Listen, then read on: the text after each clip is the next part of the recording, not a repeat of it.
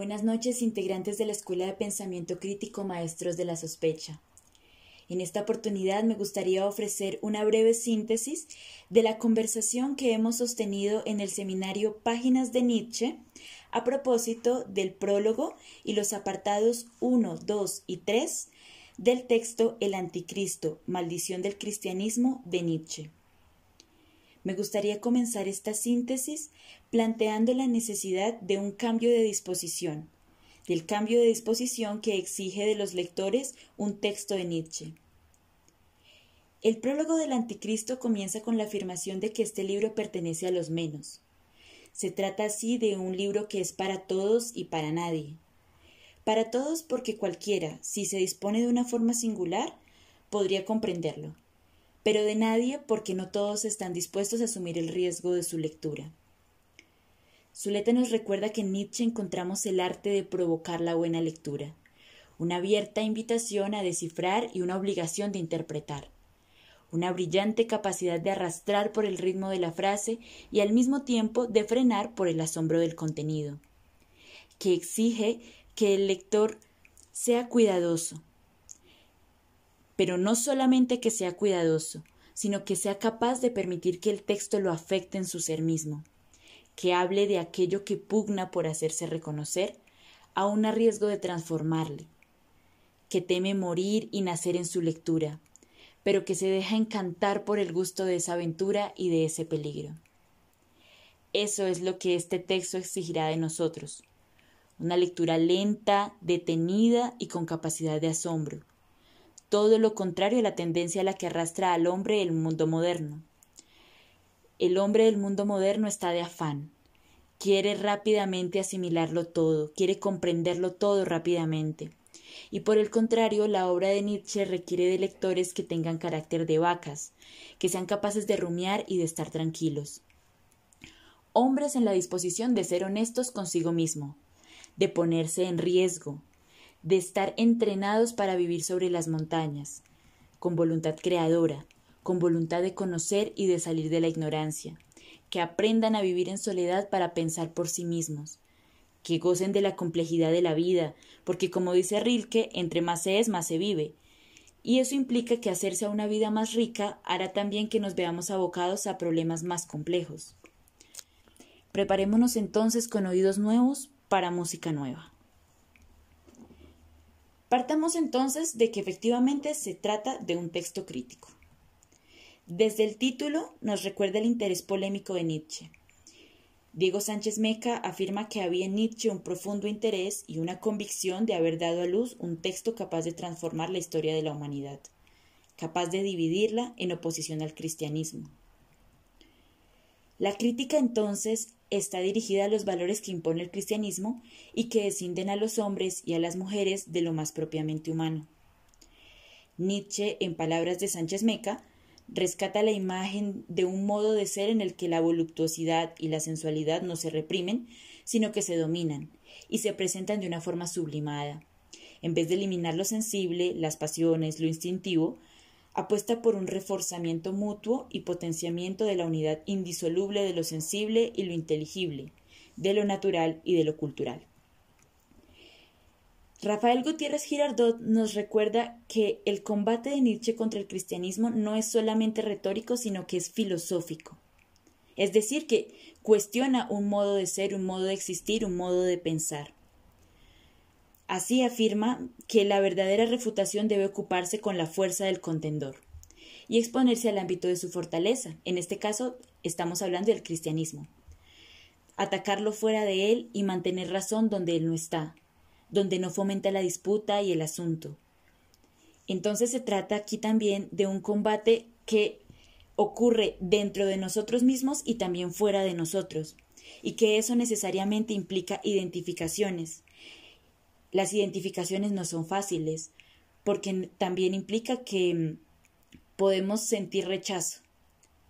Y ese es el riesgo que corremos en la lectura de un texto como el Anticristo. Por eso la invitación es a ser muy pacientes y estar en disposición de ponernos en riesgo. El título del texto supone una crítica al cristianismo desde una visión que es amplia y compleja. Esta referencia no aparece como algo simple, sino que el autor está en capacidad de comprender las dimensiones y el impacto en el ámbito de la historia universal, cultural, política y ética. Nietzsche va indicando que aquello que ha encontrado permite la apertura y la resolución del problema que plantea la modernidad al ser humano. Un problema que oscila entre esa posibilidad de caer en el fatalismo o de refugiarse en creencias metafísicas que lo libren de la responsabilidad frente a su propia existencia. La voluntad de poder, un término que tendremos que seguir pensando y desarrollando a lo largo de la lectura del texto, requeriría entonces criar a este nuevo ser humano que podría redimir a la humanidad y que estaría en oposición a ese tipo de ser humano domesticado que sería el cristiano, un hombre de rebaño, un animal que se guía por la moral de otros. Esto abre la posibilidad de que la afirmación de Nietzsche no vaya dirigida solamente al cristianismo, sino que en la actualidad podamos encontrar también otras formas de dogmatismo que imponen también valores que van en contra de la vida. Podríamos pensar también, por ejemplo, en las formas que impone el capitalismo. En estos apartados que hemos leído, ya empiezan a insinuarse algunas posibilidades de este hombre nuevo. Por ejemplo, la definición de lo bueno como afirmación y despliegue de la fuerza creadora, y de lo malo como las barreras que frenan esa fuerza creadora. La felicidad como ese poder que crece, como la resistencia superada. El hombre nuevo como potencia, como libertad, como posibilidad de apertura a la construcción de significados. El cristianismo ha hecho todo lo contrario. Ha instalado a un Dios como concepto que determina la historia de los hombres, que no implica apertura sino cierre, una respuesta ilusoria a las preguntas metafísicas que orbitan el sentido de la existencia humana. Es una ideología de la culpa por lo más propiamente humano, por lo sensible, es una negación de la vida.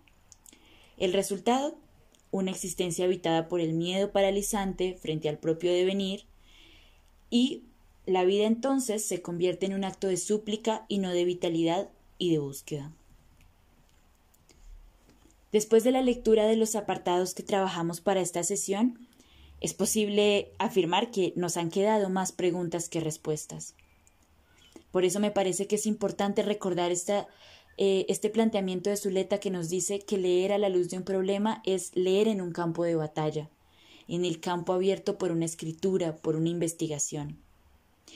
Esta es una invitación a que permanezcamos en las preguntas que nos ha dejado el texto, que evitemos hacer lecturas superficiales que nos impidan gozar de la riqueza del texto. Soy perfectamente consciente de que el anticristo ha sido utilizado para la justificación de grandes errores de la humanidad. Pensar no es un acto inocente, y Nietzsche pensó. Pero hay formas de interpretar su pensamiento y eso depende de nosotros como lectores. Sostengámonos en las preguntas. ¿Qué entendemos por verdad? ¿Qué entendía Nietzsche por verdad?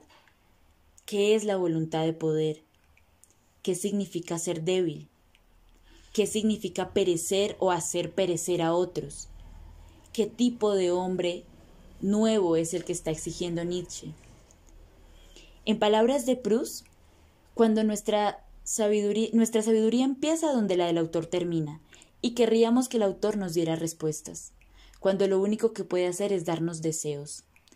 Y esos deseos solo pueden despertarlos en nosotros, haciéndonos contemplar la belleza suprema que el supremo esfuerzo de su arte le ha permitido alcanzar. Por lo demás, si les hacemos preguntas que no pueden responder, también les pedimos respuestas que no nos aclararían nada. Retomando a Zuleta, no podemos caer en una educación o en pretender educarnos a partir de buscar respuestas a preguntas que no nos hemos hecho.